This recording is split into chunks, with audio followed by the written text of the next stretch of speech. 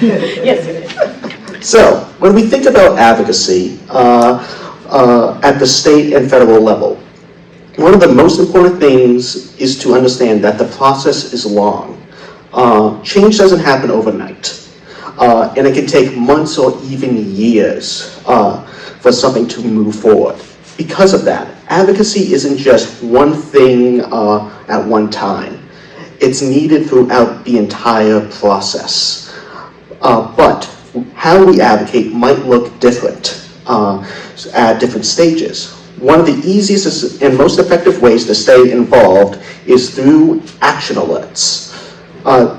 These are really simple, and usually it's just a few clicks to send an email or a message to your legislator. It makes it easier for people to use their voice, which is really powerful. But what's just as important is what comes after that. Following up is essential. Legislators need to hear from people more than once to understand that an issue really matters.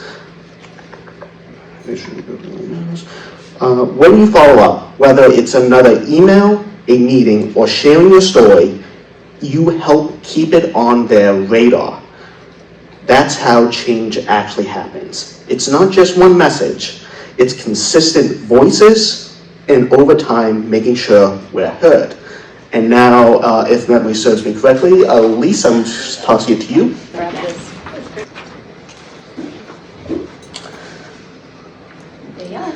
That was a great quote by a great person, clearly. So advocacy to me means making sure every voice is heard. It's actually pretty simple. Just by showing up and sharing your story, you are making people understand and relate to what matters to you. When we work together and share our stories, we can create a world where everyone feels included, respected, and empowered. The process of advocacy is not only impactful, but also deeply fulfilling.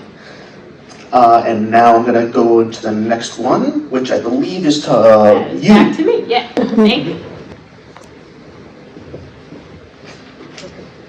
So this slide of the overview of the DDS DESI program, the mission is to support individuals with significant disabilities, and right now it's serving hundreds of families.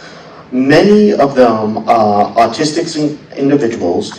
It's a program that grows significantly over time with strong outcomes, high satisfactory, and it's actually near capacity because so many families need it. But for me, this isn't just a program on a slide. This program changed my life. When I was younger, school was not the safest place for me. By second grade, things had gotten really bad. My accommodations in my IEP were not being followed. I was being bullied, and I was very self-injurious. It got to the point where my family had to pull me out of school, and we were in crisis. At the time, my DDS coordinator kept reaching out to my mother, and eventually she told us about this program. At first, my mom did not think I could ever separate from her or trust anyone new. But the program is built to go at your own pace and to build supports early so people can live safely in their communities long term. And that's exactly what it did for me.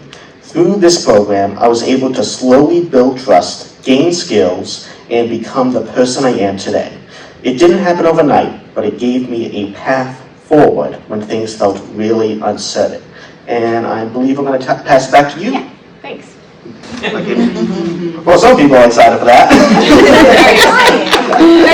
Good job. So, supported decision making is an alternative to guardianship, which makes, give me a sec. Baby likes me today, clearly. Which makes a way for people, including people with disabilities and or older adults, to keep their rights, dignity, and independence while getting support from people they trust to make decisions in their lives. You get support to help you understand your options and make informed choices. And I want to be really clear, Supported decision-making doesn't replace guardianship for everyone. Some people do need that level of support, but for many people, supported decision-making is a powerful alternative that allows them to live more independently while still staying safe. This is something I truly deeply care about, both personally and in my advocacy work. I serve as the co-chair of the Massachusetts Advocates for Supported Decision-Making Coalition, alongside the ARC Massachusetts. Through this work, we've been helping to move forward legislation, House Bill 261 and Senate Bill 155, which would formally recognize supported decision-making agreements in Massachusetts. For me, supported decision-making is about having control in my own life. This time. So for some of you that forgot somehow, hi, I'm Jonathan Gardner. I'm a cancer survivor who happens to have autism, the co-chair of the Massachusetts Supported Decision-Making Coalition, public speaker and disability and sarcoma right advocates, ambassador for Operation House Call for the ARC Massachusetts, and use supported decision-making in my own life and advocate so others can have the same opportunities to make their own decisions. So, what does supported decision-making mean to me? Supported decision-making means I get to make my own choices with the support of people I choose and trust. At the end of the day, the decision is ultimately mine. Supported decision-making helps me keep my rights while still getting the support I need. But I hear you ask, Jonathan, how do supporters help you?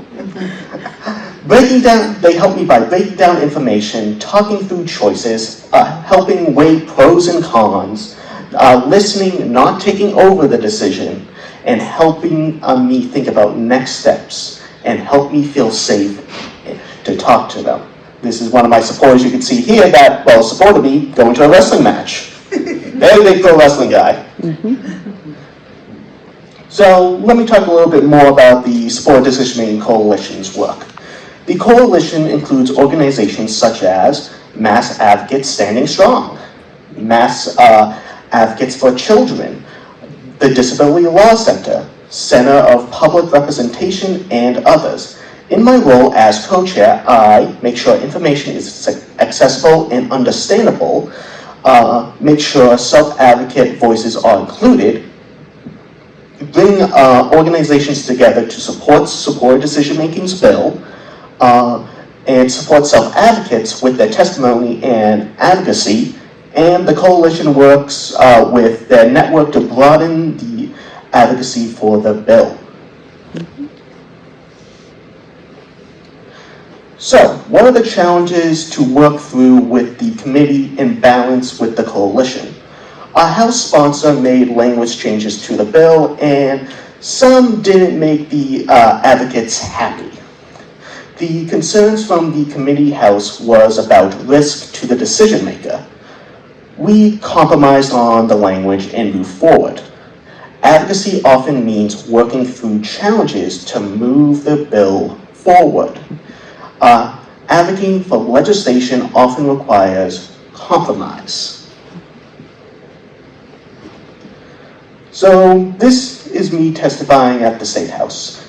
But for me, advocating at the State House means my voice is part of the decision that affects my life. For a long time, policy about people with disabilities were made without us. Being here reminds me that my voice matters. When I speak with legislators about supported decision-making, I'm not just talking about a policy. I'm talking about my life and the lives of many others. So, passing the bill doesn't end the advocacy. Education and implementation are just as important. I plan to continue to advocate by training professionals about supported decision-making, speaking to IEP teams in schools, educating healthcare providers, supporting families learning about supported decision-making, mentoring other self-advocates, The goal is to ensure that support decision-making becomes widely understood and used across Massachusetts. And I believe I'm handing it off to Elise